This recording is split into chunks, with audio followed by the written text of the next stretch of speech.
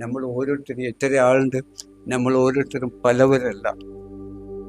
നമ്മളിലെല്ലാം ആ പ്രപഞ്ചത്തിൻ്റെ കാണാനോ അറിയാനോ കഴിയാത്ത ആ ഏക ആത്മാവാണ് നമ്മളിലെല്ലാം ശ്വസനത്തിലൂടെ പ്രവേശിച്ചുകൊണ്ട് അള്ളാഹുവിൻ്റെ ഗുണങ്ങൾ എന്താ പറഞ്ഞത്? അള്ളാഹു ബഷീറും എല്ലാം കാണുന്നവനാണ്, എല്ലാം സമീം എല്ലാം കേൾക്കുന്നവനാണ്, അലീമും എല്ലാം അറിയുന്നവനാണ്, ഹയ്യുൽ ഖയ്യൂം എല്ലാം പ്രവർത്തിക്കുന്നവനുമാണ് അള്ളാഹു. അല്ലേ?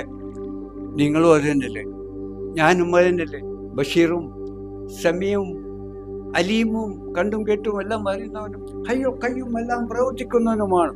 അല്ലേ? ഞാൻ അള്ളാഹുവാണ് ഈ സ്വരൂപം എടുത്തണിഞ്ഞുകൊണ്ട് ഇതിൽ പ്രവേശിച്ചുകൊണ്ട് അവൻ്റെ വിശേഷ ഗുണങ്ങളാണ് ഇതിലൂടെ നിലനിന്ന് പ്രവർത്തിച്ചു പോയിരുന്ന പ്രപഞ്ചനാഥനാണ്, ഈശ്വരനാണ്, അള്ളാഹുവാണ്, ദൈവമാണ്.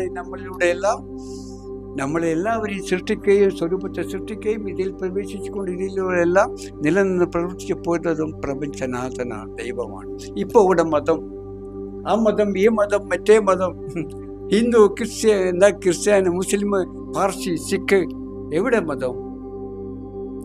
മതം എന്ന് പറഞ്ഞത് ഈ ദൈവദർശനം ലഭിച്ചവർ, ദൈവത്തെ കണ്ടറിഞ്ഞ് അനുഭവിച്ച് ദൈവികമായ ആളുകൾ, ഇപ്പം എന്നെപ്പോലെ അവർ തൻ്റെ പ്രദേശത്തുള്ള ജനതയ്ക്ക് ഈ യാഥാർത്ഥ്യം കാണിച്ചു കൊടുത്ത് അറിയിച്ച് ദൈവികമാക്കി തീർക്കാൻ ശ്രമിച്ചിട്ടുള്ളവരാണ് കൃഷ്ണനും രാമനും ബുദ്ധനും യേശുവും മുഹമ്മദും ഗുരുനാനക്കും, അപ്പോൾ നമ്മുടെ ശ്രീ നാരായണ ഗുരു, ചട്ടമ്പി സ്വാമികളും, രാമകൃഷ്ണ പരമഹംസ, ഇതുപോലെ അനവധി ആളുകൾ, എണ്ണിയാലൊടുങ്ങാത്ത അനവധി ആളുകൾ ദൈവികമായി തീർന്നവരാണ് എന്നെപ്പോലെ.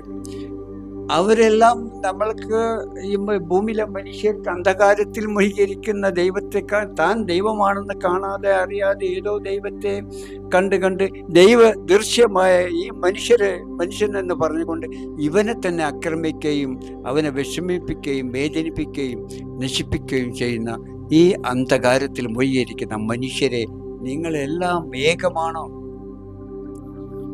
ഏകം സത്വ വിപ്ര ബഹുധ വദന്തി, ആ ഒന്നാണ് സകലമാനും മനുഷ്യനായി വന്നിട്ടുള്ളത്. ആ പരമാത്മാവ് ഏകമാണ്. അവനാണ് ആ അശ്ഹദു അൻ ലാ ഇലാഹ ഇല്ലല്ലാഹ് ആയി വന്നിട്ടുള്ള മനുഷ്യൻ. എല്ലാവരും ആ ഏക ദൈവമാണ്, അള്ളാഹുവാണ്, ഏക ഈശ്വരനാണ് എന്നാണ് ഓരോരുത്തരും ഇവിടെ വന്ന് പഠിപ്പിച്ചിട്ടുള്ളത്. അതാണ് ഞാനും അവരെല്ലാവരും ചെയ്ത ആ ദൗത്യം തന്നെയാണ് ഞാനും നിർവഹിച്ചു പോരുന്നത്. നിങ്ങളെല്ലാവരും, ഭൂമിയിലെ എല്ലാവരും ഒന്നാക്കി തീർക്കുക. നിങ്ങൾ പരസ്പരം സഹായികളും രക്ഷാകർത്താക്കളുമായി ചേർത്ത് പിടിച്ച് ഒന്നായി രക്ഷാകർത്താക്കളുമായി തീർന്ന് സുഖസന്തോഷാന്തകരമായ ഉല്ലാസ ജീവിതം നൽകുക എന്നുള്ള ഉദ്ദേശമാണ് ദൈവികമായി വന്നവരെല്ലാവരുടെയും തത്വം. എല്ലാവരും ഒന്നാണെന്ന് കണ്ട് എല്ലാവരും പരസ്പരം സഹായിക്കുകയും രക്ഷിക്കുകയും ചെയ്യുക.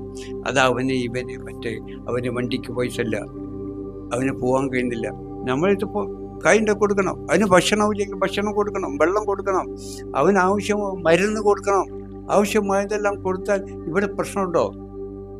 ഇവിടെ കഷ്ടപ്പെട്ടവനും വിഷമിക്കുന്നവനും ബുദ്ധിമുട്ടുന്നവനും ഇല്ലാത്തവനും ഉള്ളവനും ഇല്ല. എല്ലാവരും ചായക്ക് വെള്ളം ഒഴുകുന്ന പോലെ എല്ലാവർക്കും ഇല്ലാത്തവനക്ക് ഒഴുകി ചെന്നെത്തി എല്ലാവരും സുഖമായ ജീവിതം നയിക്കാൻ കഴിയും. അതാണ് സ്വർഗം, അതാണ് കൈലാസം, അതാണ് വൈകുണ്ഠം.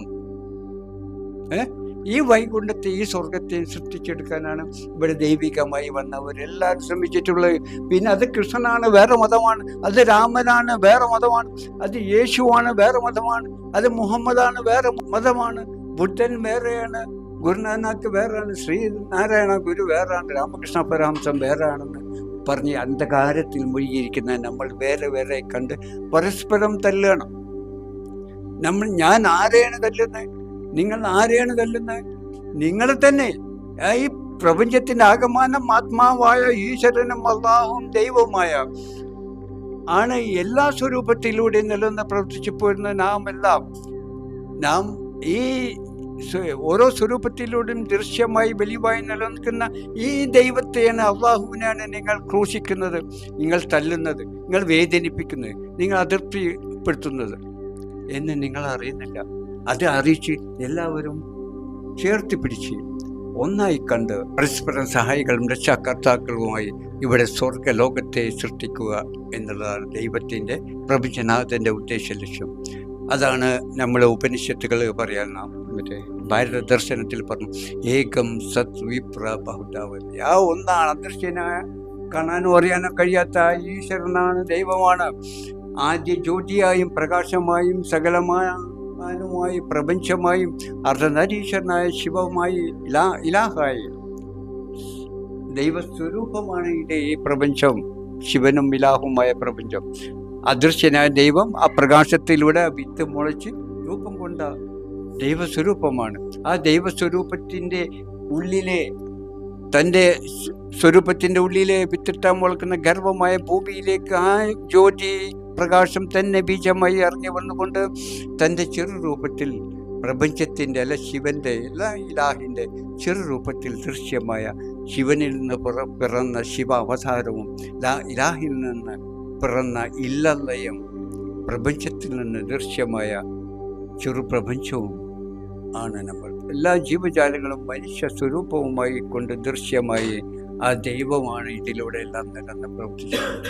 അപ്പോൾ ദൈവത്തിന് വേണ്ടി, ഈശ്വരന് വേണ്ടി ഈശ്വരൻ തന്നെ ദൃശ്യമായി അവൻ്റെ വിശേഷ ഗുണങ്ങൾ പ്രാവർത്തികമാക്കാൻ വേണ്ടി ദൃശ്യമായ ദൈവസ്വരൂപങ്ങളാണ് ഈ പ്രപഞ്ചത്തിലുള്ള സകലമാനവും. ആ ഏക ദൈവമല്ലാതെ ഈ പ്രപഞ്ചത്തിലും ഭൂമിയിലും വേറെ യാതൊന്നുമില്ല.